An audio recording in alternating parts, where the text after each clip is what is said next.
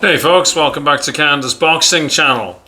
I've managed to control my exuberance of earlier on. My heart rate is back down and the excitement has somewhat subsided. Well, not entirely subsided. Before I get to talk about what I want to talk about right now, I saw Tyson Fury posted something to his social media. He's out jogging in the dark, and he was saying that he wasn't wasting his time at any fights. He congratulated both the great Oleksandr Usyk and Daniel Dubois for the fight. And he said that Oleksandr Usyk knows only that he, Tyson Fury, can beat him, and he has beaten him twice, and he's been effed without Vaseline. Tyson Fury, of course, used the full term, and that the world knows it. So, yeah, interesting. Perhaps he might have done more jogging in between the fights rather than hoisting ales. Maybe that would have helped. Can't help but think, had he lived the life, he would have done far, far better. He also should have fought more than one mandatory, not avoided other fighters, and he would now have a spectacular resume and probably be thought of as Britain's best heavyweight ever. He's left it a bit late to do that now, and that crown rightfully belongs to Lennox Lewis, probably. Anyhow, that's not what I was going to talk about. It was just that it was the last thing I saw before I came up to make this video. What I want to talk about here is Sebastian Fundora's demolition?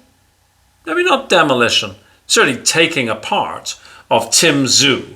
So Sebastian Fundora now moves to 23-1-1. His only loss, of course, is to Mendoza. Tim Tszyu now moves to 25-3, and of course, 2 of those losses are against Fundora. I think it's probably time for Tim Tszyu to really reflect upon his career. He's 30, had a great career. Not sure if he's going to get any better. In this fight, he was down in the first. He was cut in the second. He fought bravely. Now, I know that some people are going to say in the comments, but he quit. Well, I don't see it quite the same way. He fought very bravely. He took a beating. And I say he gave everything he had to give, and until he could give no more. And the ref asked him, you want to continue? And he's like, no. So it's a retirement in the 7th. I know that some people will say that is a quit if you retire. After such a battle, after such a war, I'm hesitant to use the Q word, so I'm just going to stick to he retired. He gave it his all for as long as he could. I guess that's the way to put it.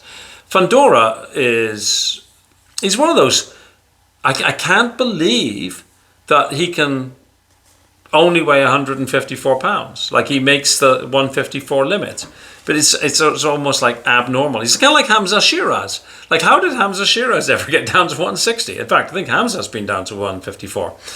Anyways, Fundora's, goes on, of course. I'm not sure, who he would have in his sights. But for Tim Tszyu, I think it would be time to say, I've had a good run at it. I'm beloved back in Australia. He's probably got more money than you could shake a stick at. Maybe time to call it a day, because continuing on, you're going to accumulate more losses, right? You might get the win here and there, but there's going to be losses, and it all adds up, right? So for me, I would say, you know, this would be a good time for Tim Tszyu to reflect upon his career and maybe call it a day. For Fundora, well, who knows? Yeah, he looked very capable tonight. Very capable indeed. So, yeah, I don't know. Let me know who you think you would like to see him in with. I, of course, had a $5 bet on Tim Tszyu, so I lost my money. I thought he might do better, but hey, you know, nobody wants to follow my betting picks.